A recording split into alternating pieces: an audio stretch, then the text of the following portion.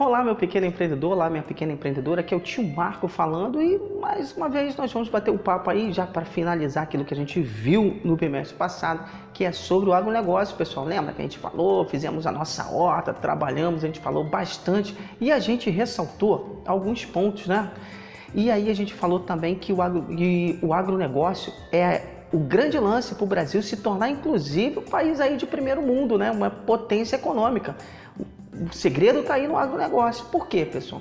Em matéria de tecnologia, por exemplo, a gente está aí uns luz aí atrás de alguns países, né? Por exemplo, o Japão, né? A própria China. Mas o Brasil, em matéria de agricultura, nós mandamos em tecnologia, pessoal. Pois é, por isso que o tio Marco está aí exibindo esse documentário que a gente vai ver daqui a pouco, é que a gente vai ver aí o quanto o Brasil é importante em matéria de agronegócio. O país já alimenta muitas pessoas no mundo, né? Nosso país é um país de dimensões continentais, pessoal, é muita terra. O nosso bioma, né? Nós temos aí uma diversidade de clima, diversidade de bioma que é capaz de fazer com que a gente plante desde comidas que são produzidas em áreas frias a comidas que são produzidas em áreas quentes, pessoal. Então o Brasil, ele detém uma área extensa para plantar. Né? E muitas vezes a gente vê também, né, que a gente tem que ficar de olho, que nem só tudo que a gente vê aí tá certo, né? A gente viu naquela época da queimada da Amazônia aí o pessoal metendo o pau aí no Brasil, muita gente falou aí que não comprava nem a nossa soja porque a Amazônia está pegando fogo. Olha, pessoal, não estou falando de não proteger a Amazônia, que a gente viu isso, né? De proteger, ter o agronegócio, proteger a natureza, a gente deve preservar sim. Poxa, mas pessoal, nesse caso, na Amazônia não tinha nem um pé de soja, né? E o presidente da França dizendo que não ia comprar nossa soja porque estavam queimando a Amazônia. O que uma coisa tem a ver com a outra, né, pessoal? A gente pode proteger a Amazônia e vender nossa soja, né? Mas a gente vê que é uma questão muito mais econômica, né? Quando tem 2, 3, 4 padarias no mesmo lugar, elas brigam entre si para venderem o seu produto. Então a mesma coisa os países vão fazer para vender os seus produtos, os seus grãos.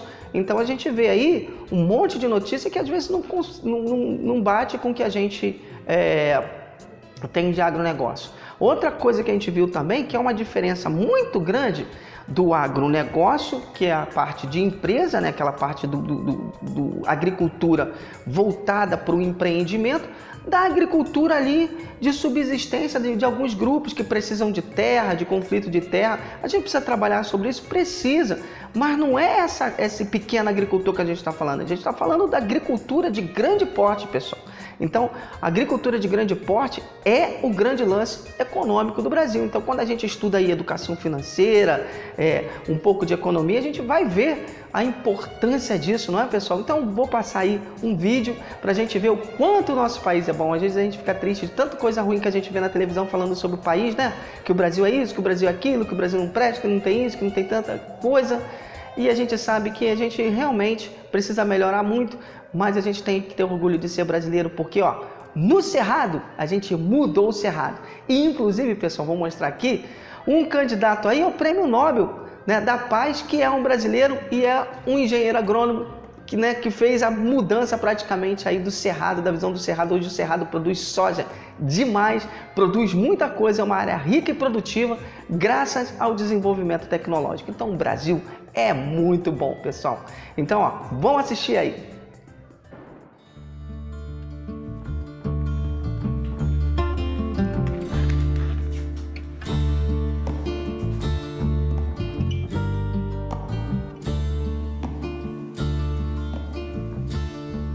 O Alisson Polinelli é conhecido no Brasil inteiro, no mundo tropical inteiro, como o pai da moderna agricultura sustentável do Brasil. Que hoje está sendo aí indicado ao Prêmio Nobel da Paz, e ele é merecedor mesmo desse prêmio. Por quê?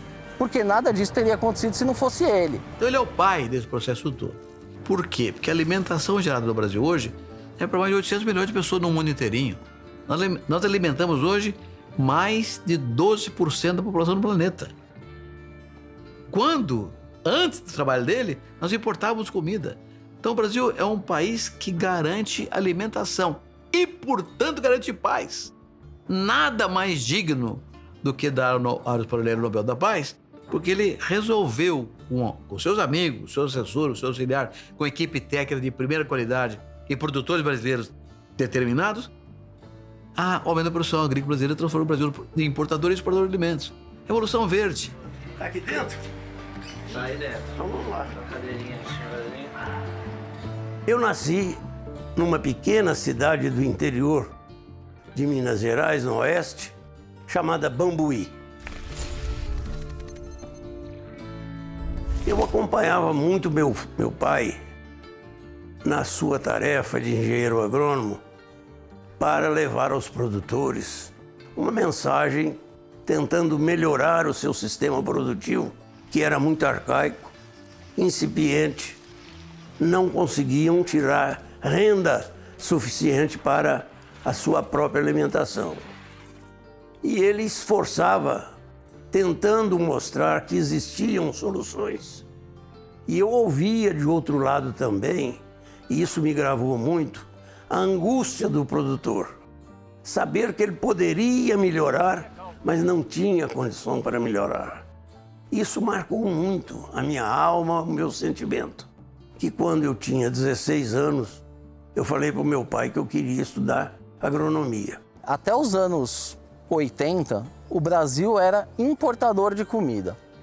A gente não era autossuficiente em carne, a gente precisava importar arroz, precisava importar feijão, precisava importar tudo. O Brasil não tinha terra fértil, as que tinham já estavam ocupadas e nós estávamos com um drama muito grande. 1/3 do que nós consumimos era importado, o Brasil não conseguia produzir. A família média brasileira gastava metade de toda a sua renda familiar. Não é de salário, não. Só para alimentar. Quem gasta metade da sua renda familiar em alimentação não vai sobrar dinheiro para vestuário, para residência, saúde, educação, segurança, etc, etc. Olha, era uma época triste. E o que aconteceu foi que, em determinado momento, o governo decidiu que era uma prioridade do país se tornar autossuficiente na produção de alimentos. É uma coisa de soberania mesmo, de segurança alimentar. É eleito o presidente, o general Ernesto Geisel.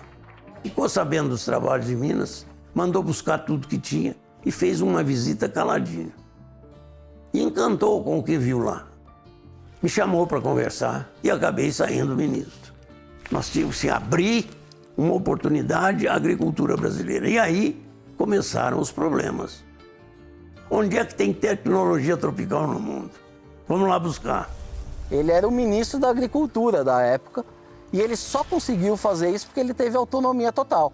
Não é uma coisa barata você mandar 3.000 pesquisadores para os 4 cantos do planeta e depois trazer esse pessoal de volta, investir na continuidade das pesquisas. Então, se tem um responsável aí por essa transformação do Brasil, esse cara é o Alisson Paulinelli. Vocês vão lá conhecer a pesquisa no mais alto grau que ela tiver.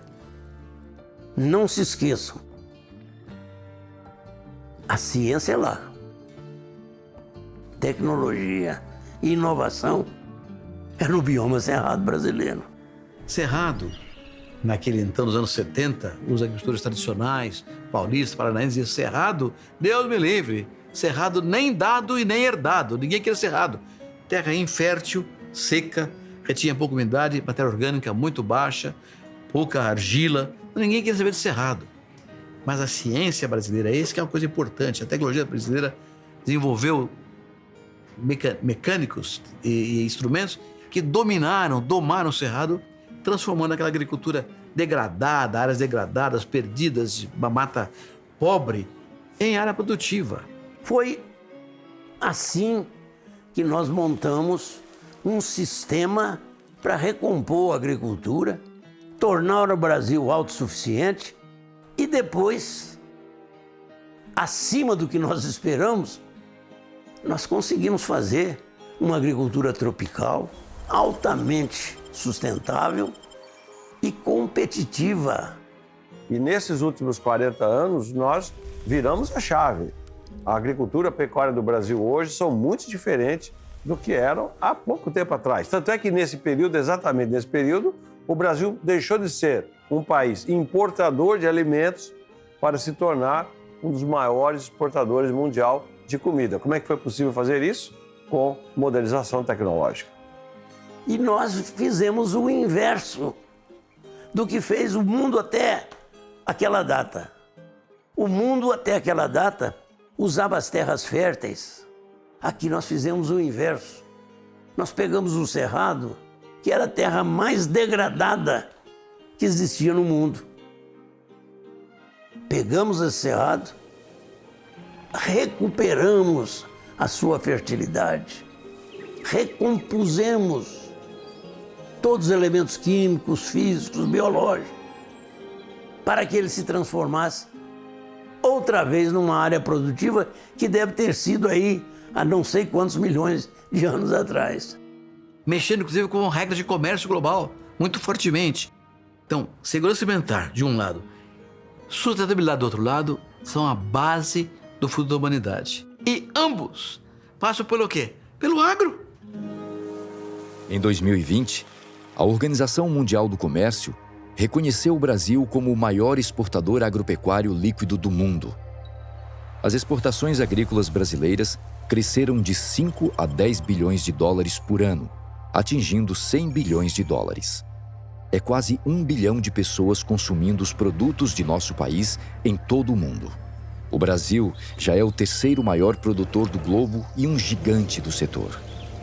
E parece ter tudo para ficar ainda maior.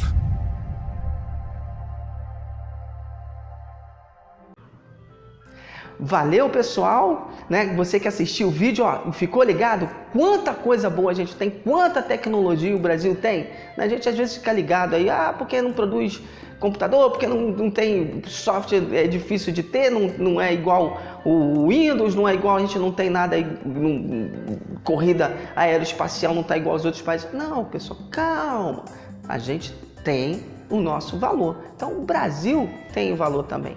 Mas a gente tem tanta dificuldade. Gente, todos os países têm dificuldade. O que a gente não pode é deixar de acreditar no nosso país. Afinal de contas, você, meu pequeno empreendedor, você, minha pequena empreendedora, é o futuro desse país. Por isso que a gente está aqui aprendendo educação financeira.